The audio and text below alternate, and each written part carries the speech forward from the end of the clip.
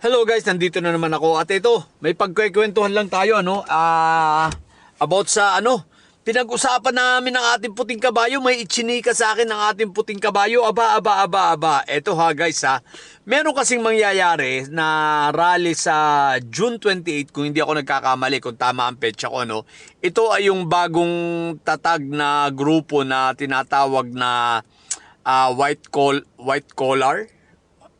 White ribbon. Parang ganon, white ribbon na ito ay mga nakaputi, pero ang mga miyembro nito, ang mga leader nito yung usual na kasama din sa Trillion March na yan So most likely kasama ang mga Tindig Pilipinas, ganyan So magdadao sila uli ng rally sa June 28 pag di ako nagkakamali, At yun ang sinabi sa atin ng puting kabayo.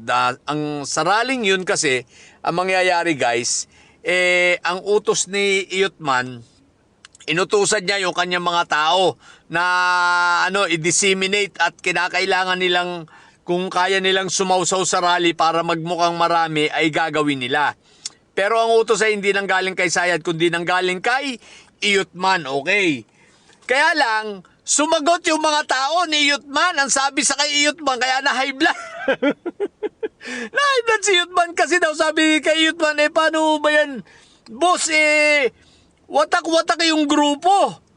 Watak-watak na daw yung grupo. So, ibig sabihin, mukhang, hindi na sila established. Totoo yung, di ba, kung titingnan natin yung mga pangyayari, nagkakagulo na. So, mukhang hindi ma-establish yung pagsama nila na gusto nila na part sana ng destabilization na hindi na nga nila ma-establish. Kasi nga, wala na silang bilang. Ngayon, nagkahiwa-hiwalay pa.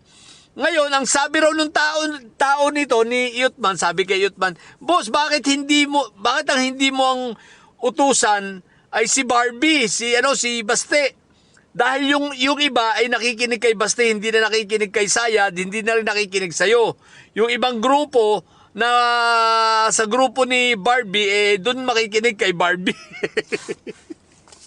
So, ibig sabihin guys, may nakikinig kay Barbie, may nakikinig kay Iyutman, hiwa-hiwalay sila.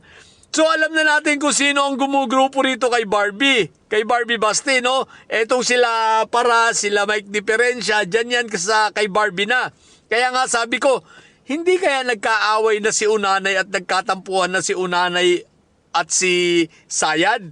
Dahil itong si Sayad, kung mapapansin ninyo, dumidistansya na. Siguro yun ang sabi niya sa kanya ng mga advisor niya, dumistansya ka na, kailangan mo nang magpabango uli ng pangalan. Huwag ka na masyadong epal sa mga yan. Kaya kita mo umaangal itong mga ito na bakit daw si Sayad hindi tumatayo para sa kanila. Hindi nangunguna despite na si Inday Sayad ang kanilang pinagtatanggol, pero laging wala. Kumbaga hindi tumatayo. Ang tumatayo sa kanila ay si Barbie Baste. Kaya ang pinupush na nila ngayon ay si Barbie Baste. Ngayon, makikinig lang mga ito ay kay Barbie Baste. Ngayon, sino naman ang nakikinig kay Iyutman? Mukhang ang nakikinig kay Iyutman ay itong United, yung kila Pokis. Pero hindi ba sigurado? Sabi ko, paano naman, kanino naman makikinig itong mga buraot? Kagaya nila Park, nila yung Makata ng bayan na yan, tsaka yung mga buraot lang ng mga ordinary. Di ba kanino naman makikinig yan? Ang gulo!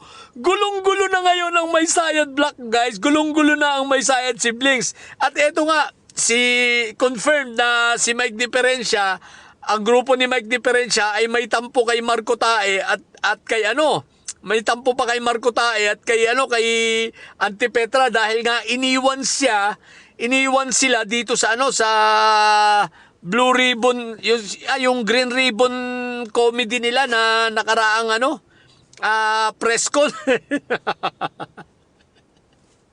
Kasi ang makakasuhan, ang pinaimbestigahan ng Senado na malamang-lamang nakasuhan pa ng Senado ay itong si Mike Diferensya. So nagtatampo dahil sa hindi nila pagsipot at sabi ni Mike Diferensya, iniwan sila. So watak-watak na guys. hiwa-hiwalay na ang may science block. So kaya ako natatawa. So paano nila gagawin ngayon ang EDSA sinasabi nila, ang rally nila sa 28, nasasama sana sila, sasawsaw sila, so wala na. Pati palagay ko hindi ko lang natanong pero duda ko pati si Buryong na, no? Itong si Lipiste. Yung mga destabilizers, sila ang na-destabilize ngayon. Sinunog ang mga sarili nila, sinira. Sabi ko sa inyo basta kasamaan, hindi talaga kayo magtatagumpay kahit anong gawin nyo. Kung mali ang inyong mga, mga gusto na mangyari para sa bayan, talagang hindi kayo magtatagumpay, di ba? So mga didilis, tulungan nyo naman yung mga amo nyo. Huwag kayong papetik-petik dyan, huwag kayong tatanga-tanga. Maawa naman kayo sa mga ito. What the heck? So sige, yun lang muna ang chismis natin. Mamaya na ulit. Naku, gabi na pala ako makakauwi ngayon. Hanggang gabi ako rito. Sige, tingnan natin kung anong masasagap pa natin. Content tayo mamaya. Okay? Yun lang sa mga bobong didilis at may sayad dyan na nyo. Ang tatay nyo ay preso, ang BP nyo ay bobo. Manatili kayo mga bobo at may sayad sapagkat ang may sayad ay lagi high blood. Bye!